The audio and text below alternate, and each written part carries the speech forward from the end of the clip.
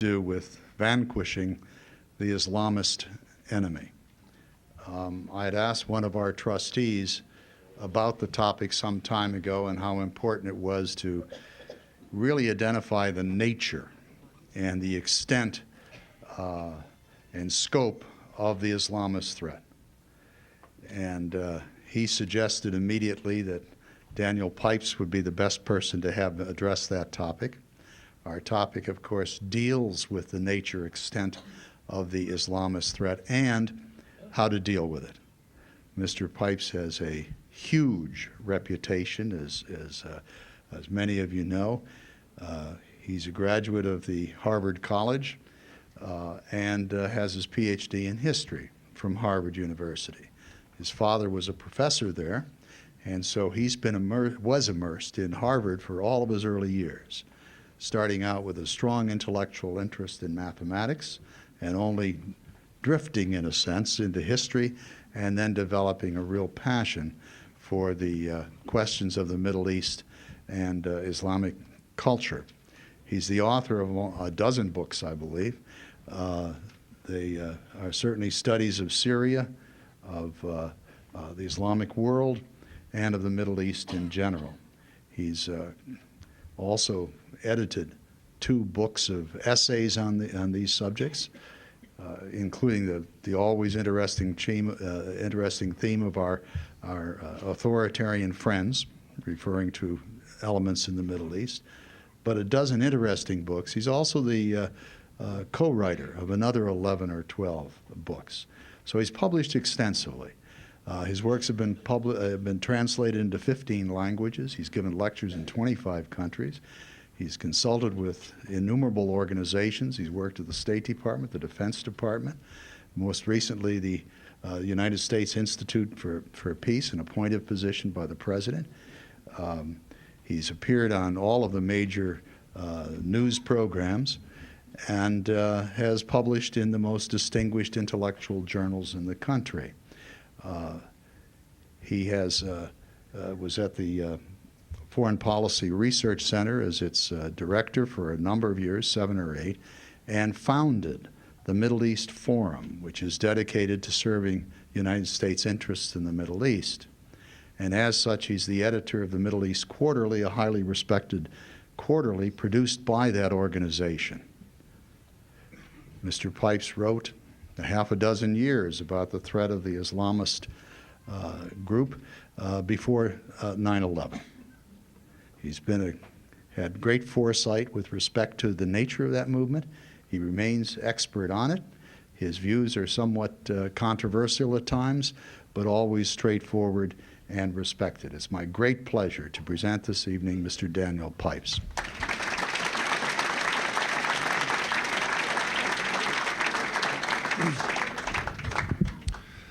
Thank you so much, Mr. Hurd, for that warm introduction. Good evening, ladies and gentlemen.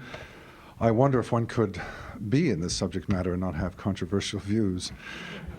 One would be pretty boring indeed if one's views were not controversial. I'm grateful that all of you have turned out. I'm grateful that the windows have been closed. Otherwise, I think it would be hard to keep your attention on my subject matter when there's such a glorious view outside. I'd say special welcome to those friends I see in the audience. I am by nature a rather happy person, but I have a topic that is not so happy. So if you excuse me, most of it will be pretty gloomy. However, it's not entirely gloomy. I think we can vanquish our enemy, but there are a lot of tough things along the way.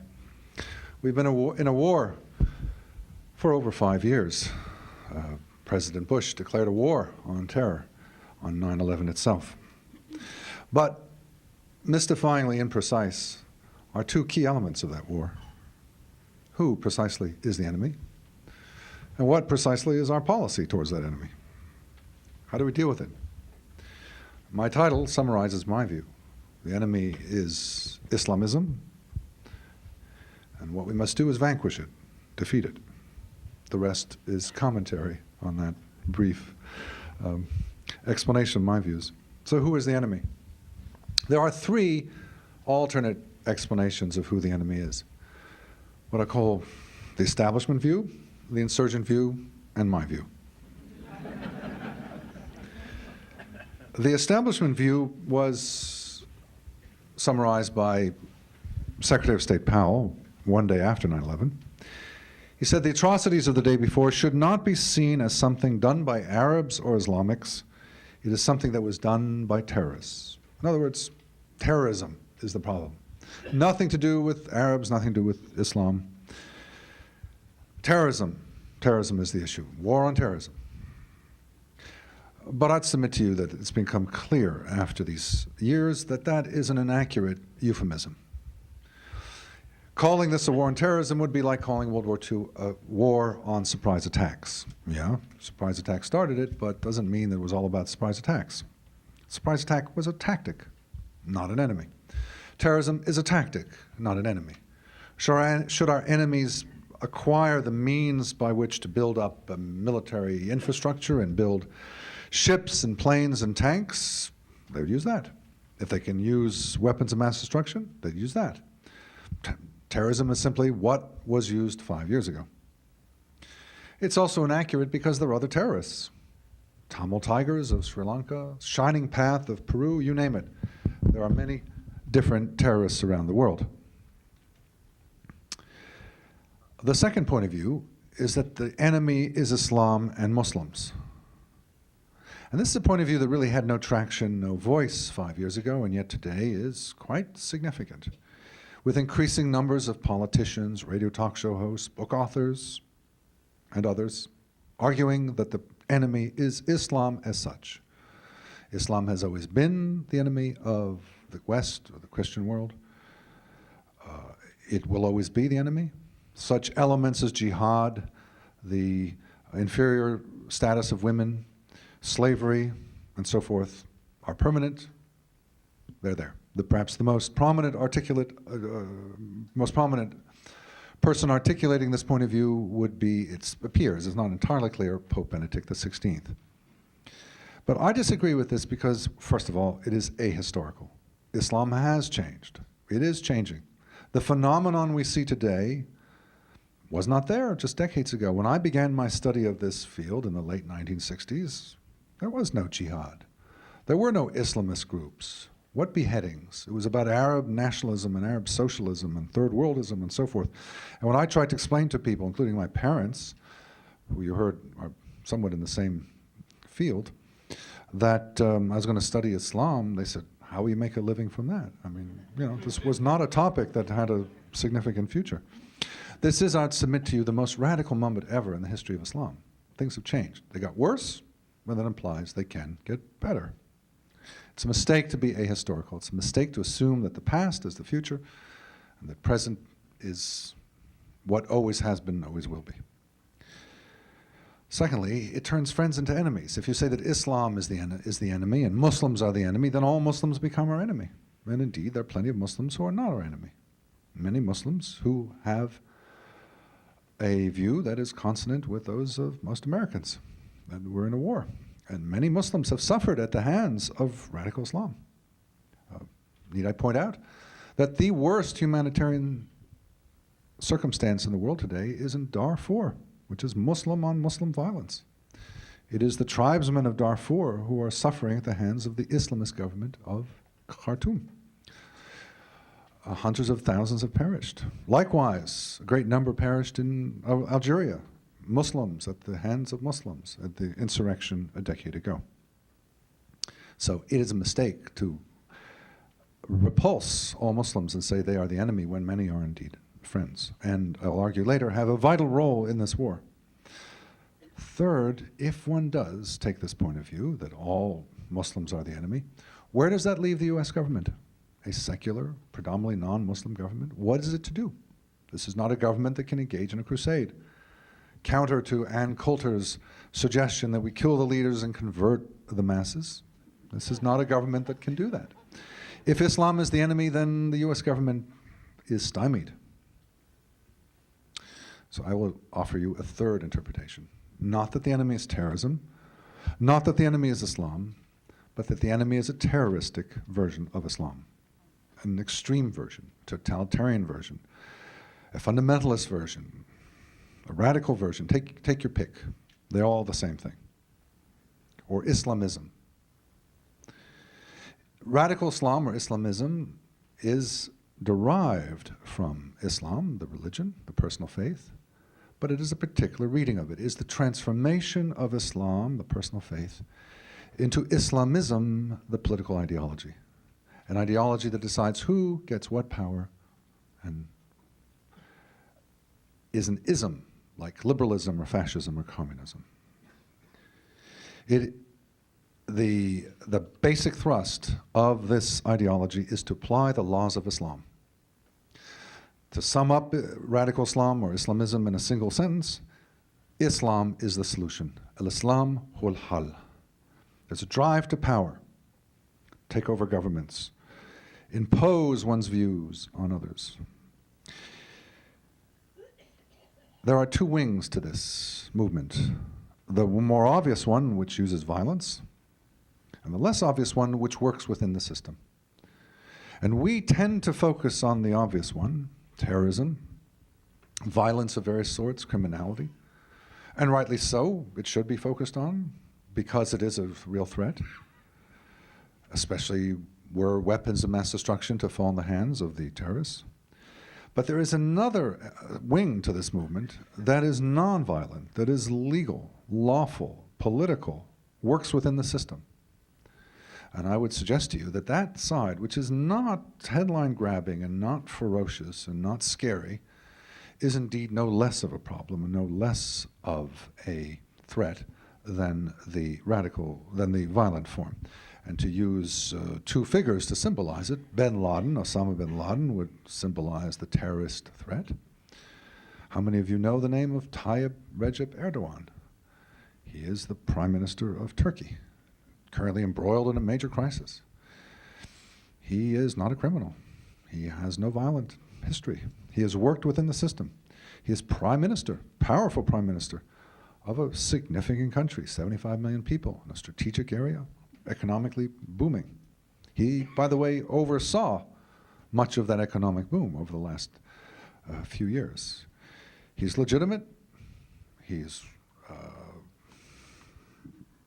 not in any way associated with criminality or violence, and yet he's an Islamist.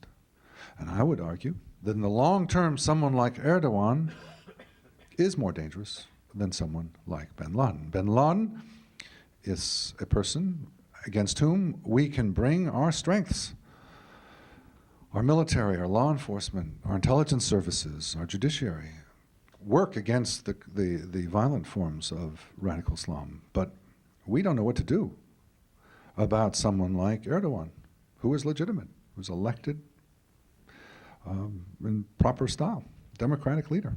And yet, there are plenty of signs to suggest that Erdogan, should he survive and prosper after this political challenge that's taking place right now, will be in a position to transform Turkey from what it has been the last 80 years, namely a secular republic, into an Islamic state that applies Islamic laws.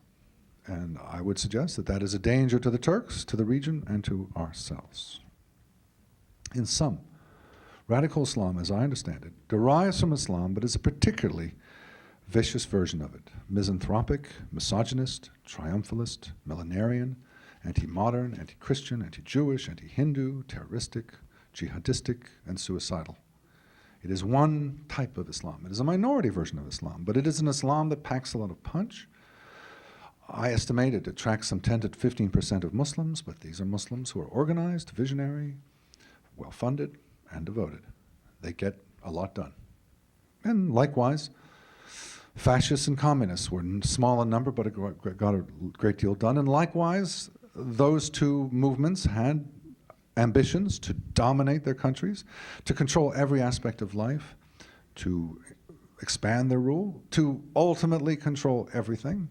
They saw the West as their main obstacle, and the United States in particular. What stood between them and the achievement of their vision. I believe it's useful to draw an analogy between Islamism on the one hand and fascism and communism on the other. All three differ from each other, especially this one from those two, but they are similar in these basic ways. This is the third totalitarian menace that we face. And as such, we can draw upon the experience we had in the prior two. This is not the first time. The rise of Hitler was the first time. People didn't understand it. But this now is familiar territory we're in. We're dealing with a totalitarian enemy. And so I shall refer from time to time to the fascist and communist precursors. That's question one. Who is the enemy? The enemy is Islamism. Two, what do we do with it? What do we do about it? Let me quote to you from Secretary Rumsfeld back in 2001. This is the closest I've ever found to defining what victory would mean for the United States. He said, victory would be an environment in which the freedom-loving American people would fulfill and live their freedoms while their enemies would be prevented from adversely affecting their way of life. In other words, back to normal, the way things were before 9/11. I'd submit to you that that's not a military objective, simply to return to the status quo ante. It's not something you can hand to the generals and say, accomplish this. It's been vague since then, too. Just kind of understood that we're going to take care of this problem. I'd like to suggest to you two specific goals, or one specific goal and two ways of achieving it. And the goal is to modernize Islam. That may sound unlikely, and it might sound presumptuous. But if totalitarian Islam is our strategic enemy, if that's the message of 9/11 and subsequent events and prior events, then our goal must be to overhaul the Muslim world, much as we did in Germany and Russia. Germany is the better example. We did more actively achieve that there. We didn't destroy Germany. We destroyed the Nazi machine and the Nazi ideology. The fascist ideology, which was so powerful in the first half of the 1940s, faded and has ever since been a minor epiphenomenon. Marxist-Leninism, so powerful until 15 years ago or so, is now a minor epiphenomenon. How do we achieve this? How do we do something similar to what we did in 1945 and 1991? How do we take this vibrant, threatening ideology and turn it into something that is no longer a threat? Now, if you look more closely at World War II and the Cold War, you see a great variance in methods that were used.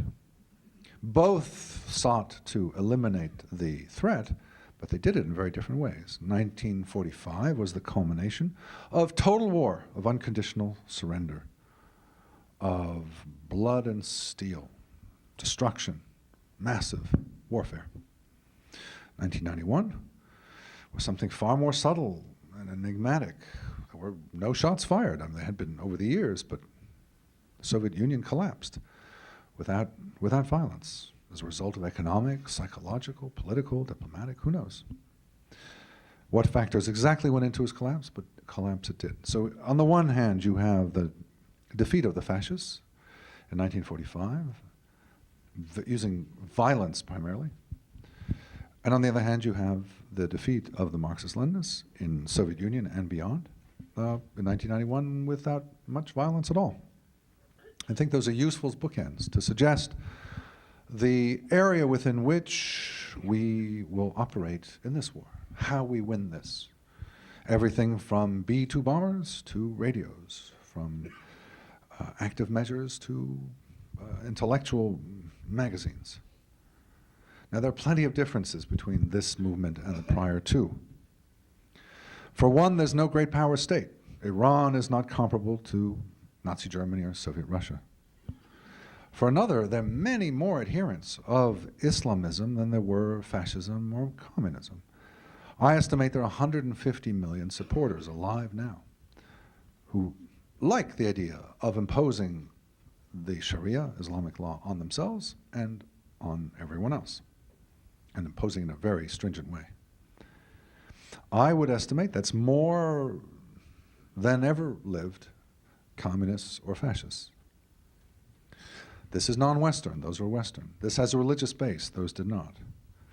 And perhaps most important of all, while in those two cases, the enemy of the United States had a formidable economy and arsenal, military manpower, what does this enemy have? Box cutters? And we could, trace the developments in World War II, put little pins in the map and see who conquered which areas. One could look at the resources, oil and other resources, and see how it was doing. One could count the munitions and see who was ahead. None of those objective counters have any meaning today. We predominate entirely. There are no issues about control of land or resources. We dominate. Objectively speaking, we dominate completely, which makes it difficult to see this as a worthy enemy. How can one take seriously an enemy that does not, say, have an army or an air force or a secret service that is comparable to our own? And so many people do not take it seriously. And I think the last few years have shown an increasing divide. If we were united after 9/11, today we're very disunited. And the fundamental division, I mean, there are many in other areas of life, but in this area, the fundamental division is between those who take it seriously and those who take it less seriously, between those who say that we're in a life and death struggle and those who say this is a minor threat. This distinction could be epitomized by the two presidential candidates in 2004. President Bush talked about 9/11 changing his life, a long war, bringing our resources to bear on it. John Kerry spoke of terrorism as analogous to prostitution and illegal gambling, something that will always be there and you just kind of live with it. And I think that is the key. That is the key battle. It's not what the Islamists do. It's what we do. Do we take this seriously or do we not? Is this a threat to us, or is it just something like prostitution that we just, you deal with? It's not all that important. Ultimately, then, this is a battle not on the battlefields with firepower and arms. It is a battlefield of opinion. If we take this seriously, we will win. If we don't, if we're divided, ineffectual, we might well lose. So we are the key here, not our enemy. We can vanquish our enemy should we be united and forceful. We will lose if we're disunited and without force. So the goal is, in the first place, to vanquish the enemy. But in the second place, something has to be offered in place of this ideology. It's a powerful ideology. It's an ideology that is deeply attractive to many people. Tens and tens of millions. It offers a way to understand one's life and the world around one, what it means to be a Muslim. And I'd emphasize that the power of attraction of this Islamist ideology is not limited to the poor or the stressed. It has shown an ability to attract those of great means, of great ambition, of great success. I would argue that there's not much sociology to radical Islam. You can find it in men and women, you can find it in elderly and young, you can find it in poor and rich, educated and not, converts and born, majority Muslim society and minority Muslim society. You find it everywhere. Any example you throw at me, I can probably find you any definition you give me, I can probably find you an example of someone who is in the ranks of radical Islam and fits that description. So there is something compelling here, something that pulls people in. It's not just they turn to it in a time of difficulty. We who are not Muslim cannot offer an alternative. This is unlike the prior two totalitarianisms where we could, and especially in the German case, where we had a military victory, we could impose our will, set something up in our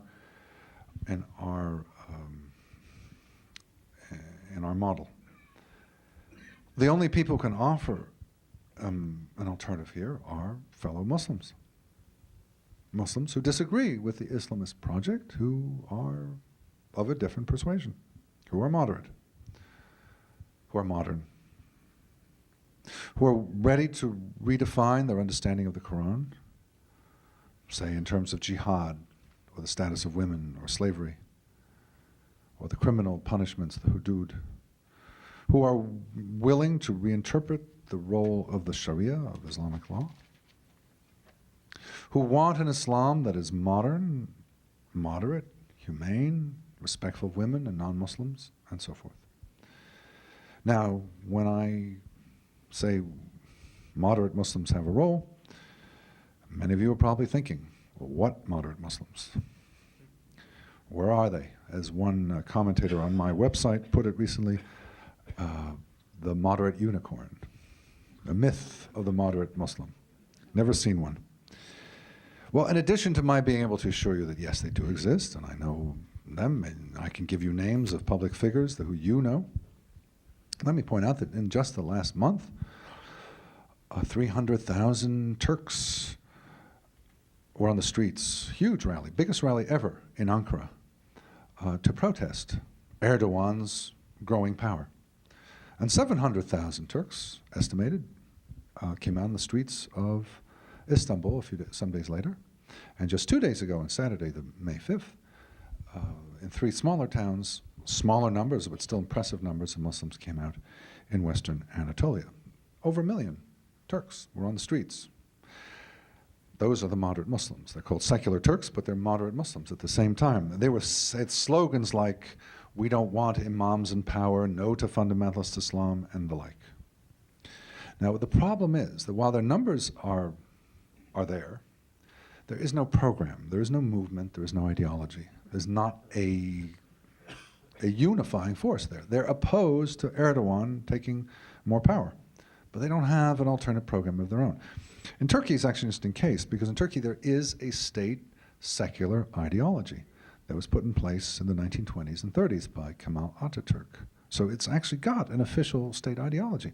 Problem is, and it's unique, no other Muslim state has that, it's unique that it's been there for decades and decades, but the problem is that there is no life to it. The Islamists are busy producing Islamist cartoons and comic books and video games and computer games and lively, interesting products. The Atatürkists repeat slogans from the 1920s and 30s. It's defunct. It's not interesting. It's not exciting. And so while the Islamists have managed to build a movement, the Turkists are much fewer number and don't have a movement.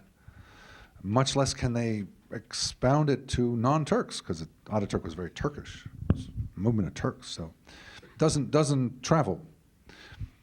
So what you have are individuals who, at some risk to themselves, it is not easy to be a moderate Muslim and stand up and say no to the Islamists.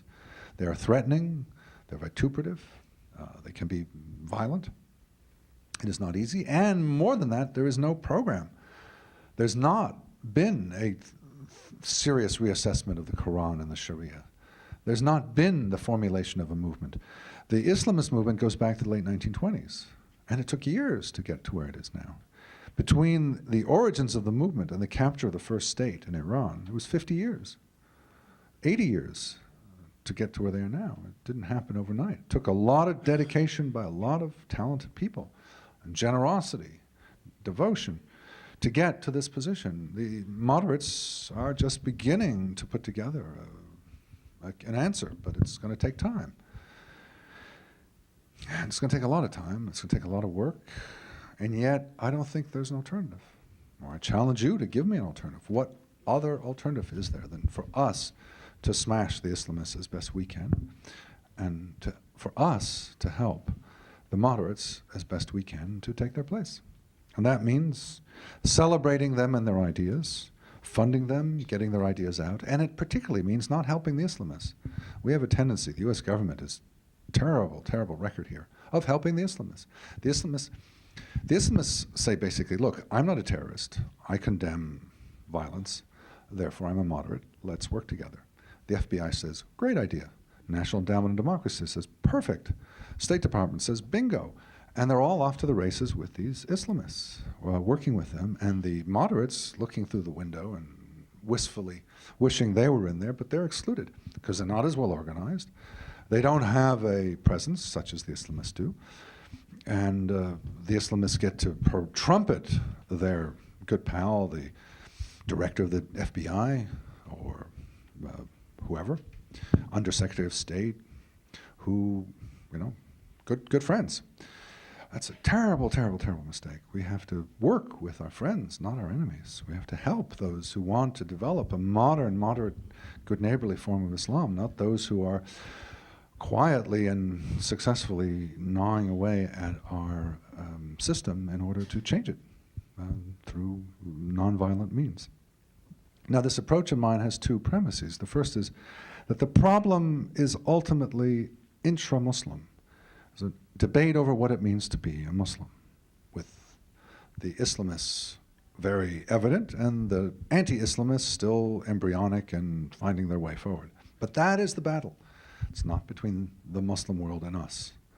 It's not a battle, it's not a clash of civilizations. It's an argument between Muslims. And we are, in the ultimate analysis, auxiliaries of our friends, of the moderate Muslims, the anti-Islamist Muslims. And secondly, I'm assuming that radical Islam does poorly when it loses its traction when it does poorly. I give you, for example, the case of 9/11 and 11/9. 9/11 brought a huge surge of support because of the fantastic success. 11/9 was the 9th of November 2001, just a few months later, when the first Afghan city of Mazar-e Sharif fell to the coalition forces.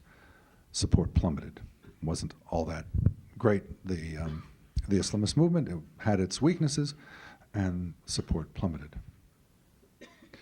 In conclusion, how things turn out depends less on the Islamists than on ourselves. Will we awaken to see this danger? Will we take the steps we need to do? Well, this depends on us. And while we're all busy with other things, well, anyway, all of you are busy with other things, I'm busy with this, there's a lot you can do. There's a lot that one can do to help, to understand, and promote these policies that will win us the war. First, you can learn the subject matter, keep up with it. And by the way, the newspapers tend to be not very good on this. You find a whole lot more on the internet.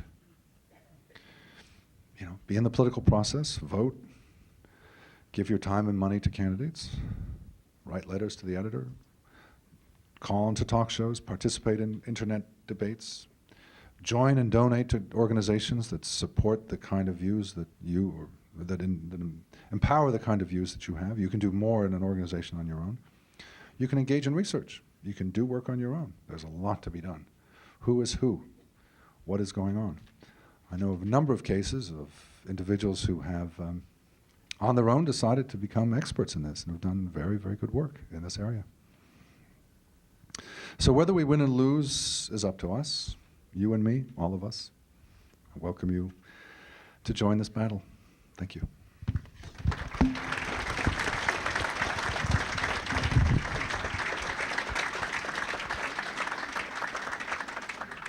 We thank you very much. Would you comment on the viability and importance of a Marshall Plan for the Palestinians and perhaps project that concept farther? Thank you. Thank you for the kind words. Let me not take it up with the Palestinians, because that's a rather special case. But more broadly, let's say Turkey and beyond, is there a place for a Marshall Plan? Well, Marshall Plan came into existence, of course, after the war, not during it. We did not fund the Germans during the war. We funded them after we defeated them. Perhaps the better analogy would be, say, in the late 1940s, in the Cold War now, when the Soviets were backing their friends, subordinates in Europe, and our friends were being swamped. It looked in, say, 1947, 1948, the communist parties in countries like Italy and France would rule. Italy and France would become part of the Soviet bloc.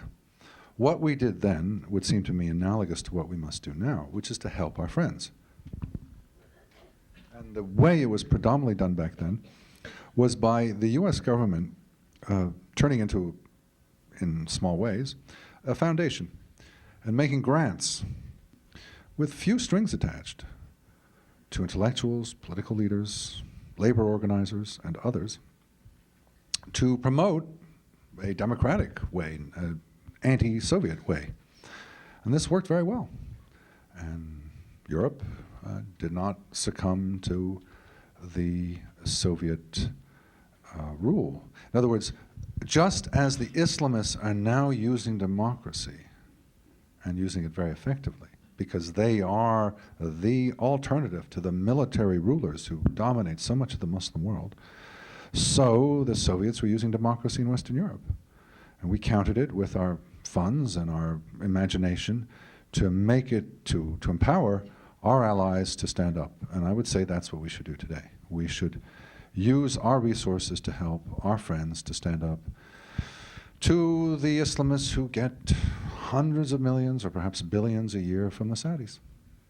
Time for us to chip in and take part in these activities. I mean, the Saudis have publications and have television stations, fund mosques, provide education, provide imams for mosques, you name it. There's an all-inclusive program that's been built up over the decades. It really goes back to the early 60s.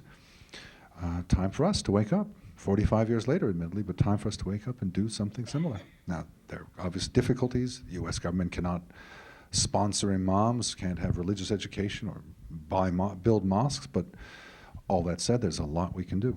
So I would rather see it in light of the Cold War than World War II. How important would the resolution of the Arab-Israeli controversy be?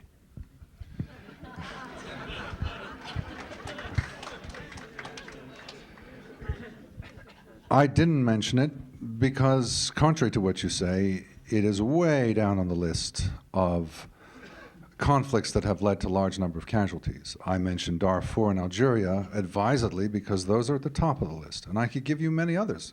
Iraq alone in the last few years has had many more casualties than the entire 6 decades of Arab-Israeli conflict, or at least the Islamist, and particularly the Islamist side of it, where the casualties probably number in the hundreds or maybe 1,000.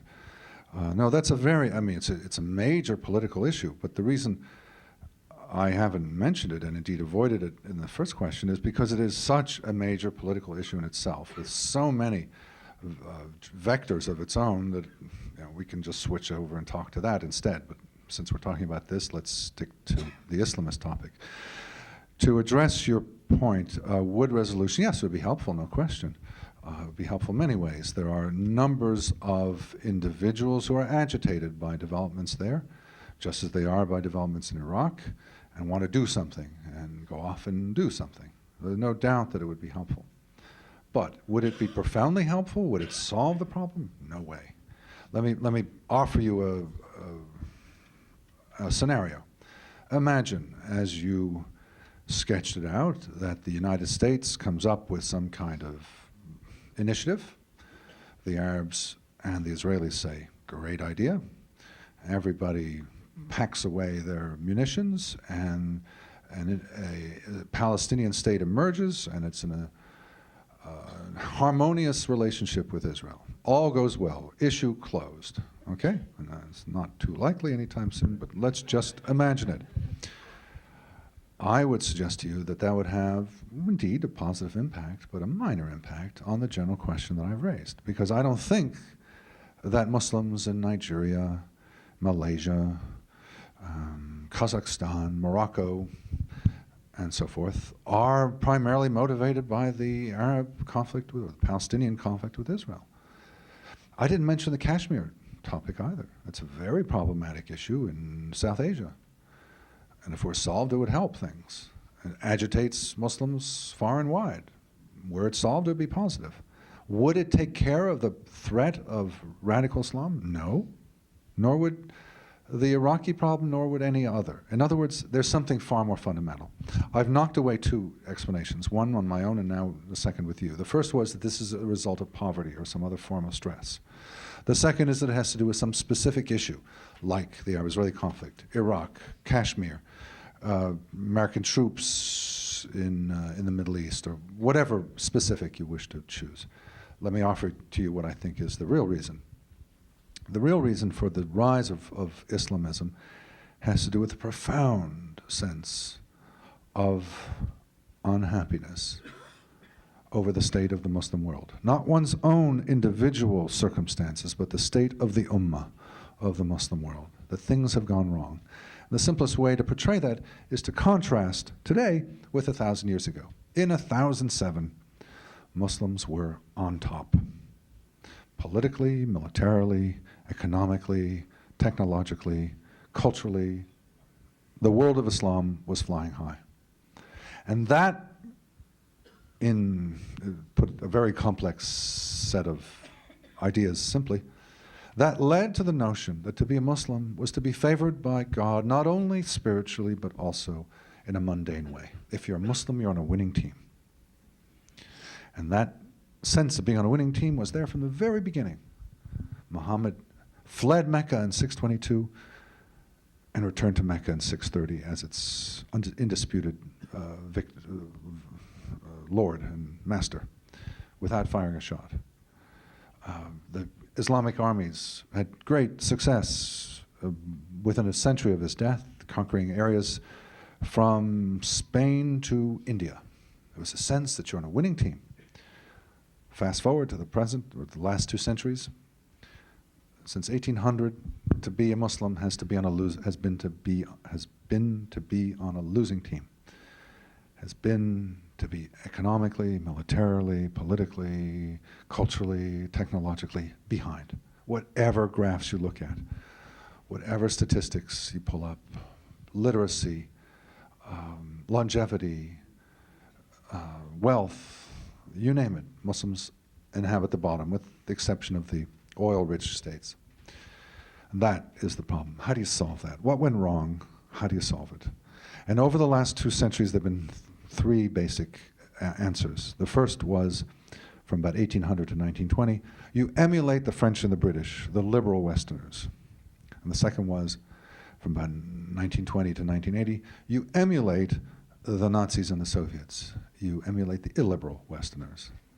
And the third has been, since about 1975, you develop your own indigenous, illiberal way of doing business. This too will pass, because it's not going to work, and something else will be returned to. And let's hope it's something that works and something that helps the Muslim world modernize and come to terms with its present condition, and puts aside this turn towards illiberalism or authoritarianism or totalitarianism, as has been the case for nearly a century now. The question, I believe, is does immoderation within the American society influence our behavior toward the Muslim world? Let me start by agreeing that certainly not all Muslims are dumb. I hope I did not convey that impression. Let me also agree that the Indonesian population is the largest Muslim population, and by and large has been moderate, though there are radicalizing elements today. And that does offer a source of hope. For example, Abdurrahman Wahid, the former president, is an important moderate Muslim voice. Let me also agree that Libya has a great number of PhD holders. All true. I don't think I said otherwise. On the question of Christianity in this country, or radical forms of Christianity, I am reluctant to see any parallel.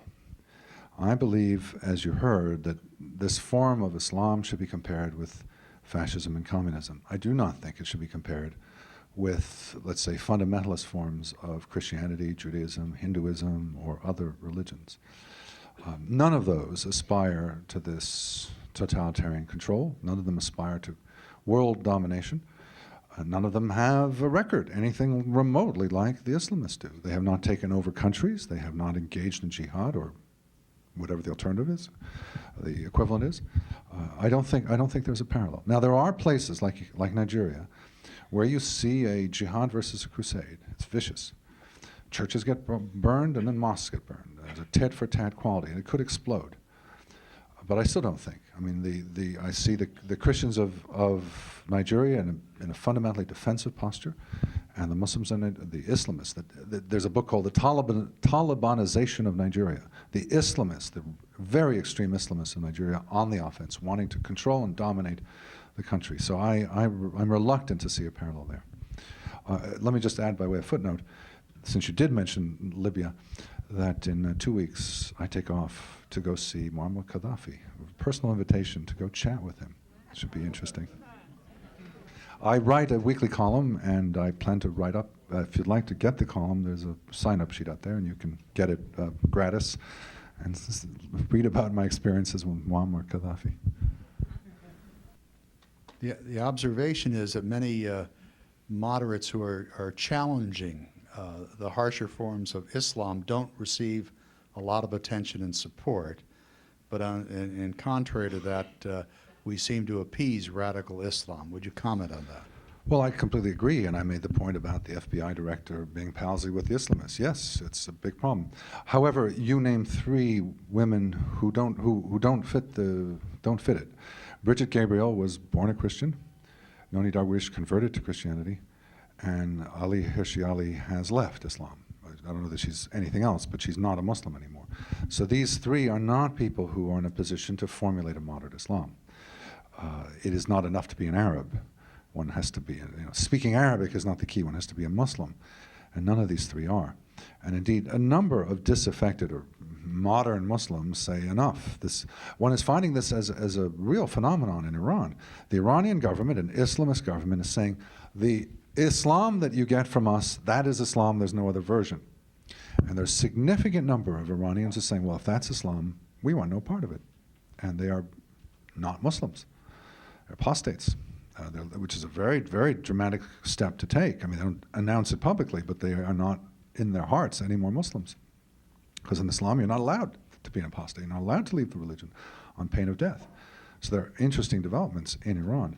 But if there is to be a moderate Islam formulated, it has to be by believers who are engaging with the texts and arguing what you keep and what you leave. Let me give you an analogy. You mentioned the Episcopalian Church. There's a controversy racking the Episcopalian Church now for years over homosexuality. And it fundamentally boils down to, obviously, the Bible. I mean, if you read it, it's clear that the Bible condemns it. Now, is that something you want to reinterpret or not? Do you want to read it in a new way and interpret it and say, well, that was then and now we permit it? Or do you not? Raging battle threatens to split the church. That's the kind of battle that even so advanced a church, if one might call it, as the Episcopalian is engaged in. It is what Muslims have not done. They have not been, to an adequate extent, say, a raging battle over slavery. Is slavery something admissible in Islam, or is it not? You will find it broadly assumed by Muslims that it's not, but it's actually not been argued out. Is jihad valid as a war to extend the boundaries of territories ruled by Muslims, or is it not? Hasn't been argued out.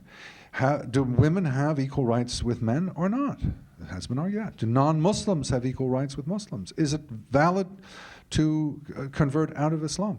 All these major issues have not yet, in effect, been touched.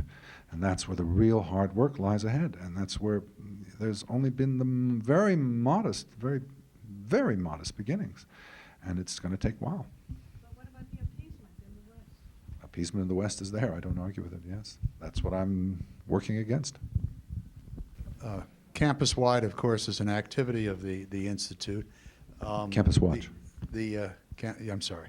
And the assertion is that you keep a list of people who are non-supportive of Israel, and that this list of professors, by its existence, is intimidation. Would you comment on the value of that and whether it fits within the American system? Well, you, first of all, mangled what Campus Watch is. I wish you'd brought with you a printout of the page and read it rather than extemporaneously characterize it. You got it all wrong, every single bit. You've got it? I have a quote right here. Well, I don't know about quotes. Do you have the page? If you look at Campus Watch is a project I started 5 years ago in an attempt to improve the terrible state of Middle East studies in this country. It's not about Israel. It's not about being pro-Arab or anti-Israel. It's about doing a good job in analyzing the Middle East. And there are many, many aspects of the Middle East, of which, of course, the Arab-Israeli conflict is one. You make it sound like it's the secret police coming and taking people away at night. We are an outfit with a total of 2 employees. We see ourselves as comparable to, say, Consumer Reports. You want to buy a toaster? You check out Consumer Reports. Or political analysts who tell you whether they think somebody's doing a good job as a politician. Or theater critics who say this is a great play or a miserable one. great movie or a terrible one. That's what we're in the business of doing, of assessing whether Middle East specialists are doing a good job or a bad job. And unfortunately, most of the time, it's a bad job. And we see it as a useful function to make the general public aware, parents of students, alumni, board members, trustees, that they got a problem in Middle East studies. And you know what? Once they find out about it, they go, we got a problem in Middle East studies. Case A would be Columbia University, which the depths of problems in Columbia University Middle East studies beggar the imagination. And this has been a crisis now for several years for Columbia because they have this incredibly radicalized and poor department of Middle East, or members, instructors and researchers dealing with the Middle East. We do not, I'm delighted to inform you, we do not have police powers. We have yet to lock anybody up. All we do is criticize. They have their freedom of speech, we have our freedom of speech. They talk about us. By the way, I've had some nasty things said about me. And we talk about them. We say, look, here's their research. Here's what they've done. And maybe you think this is good research. We don't think it's so great. I can't see what's objectionable. So your question was, is that an American thing to do? Yes, sir. It's a very American thing to do, to argue. There's a juxtaposition between the question, is a good Muslim a non-spiritual Muslim on one hand, or is the good Muslim you describe a non-aggressive terroristic Muslim? And if so, what is wrong with the leader of Turkey today who falls in that second category? Thank you. Good question. I have no problems with Muslims being pious Muslims. I, as I hope you've noticed, do not talk about the substance of religion. And whether a Muslim is pious or not is not my concern. What is my concern are his politics. And I believe that's the concern of the country. To put it in American terms, I have no problems with Muslims being immigrants or converts, born into the faith, and fitting their faith into the structure that exists here. I believe in equal privileges for Muslims, but not special privileges. I believe that Islam should fit into the United States. And the Islamists, as I understand them, wish to change this country and remove the current structure, constitutional order, and replace it with the Sharia. To that I say no. I will fight that. I'll give you one small example, which I departed. In Minneapolis Airport, the Muslim taxi drivers said, we will not convey passengers who have alcohol.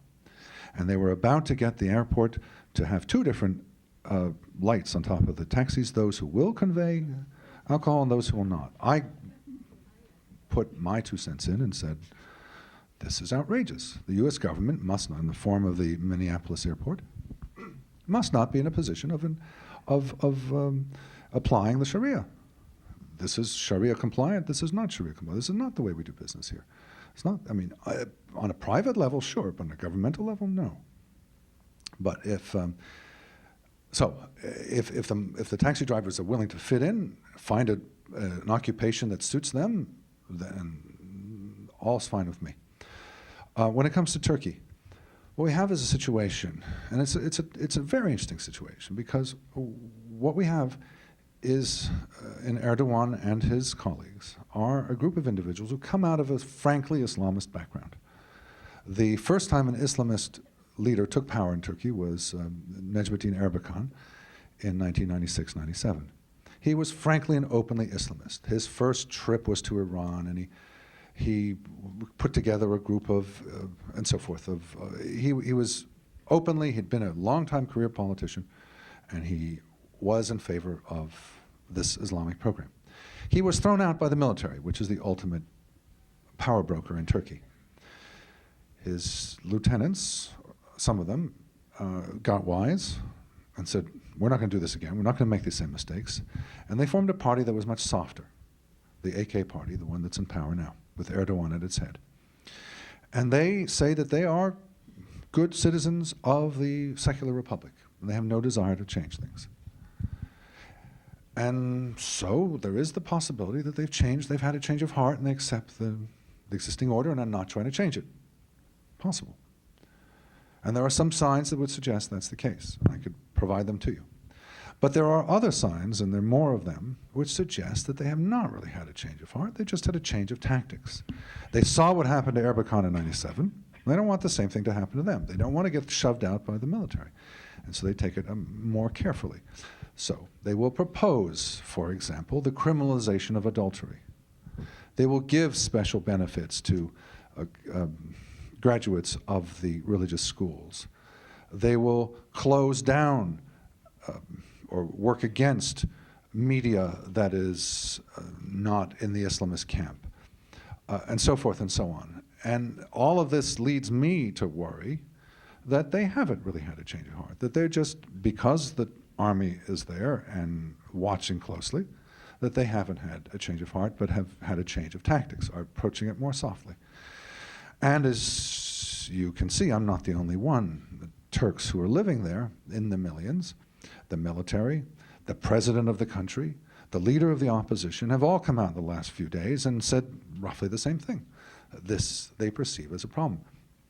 Now, maybe we're all wrong, and maybe Erdogan and Abdullah Gül and the others, Bülent Arınç, all of them have had a real change of heart and are willing to work within the system, and they're being unfairly judged by others and myself.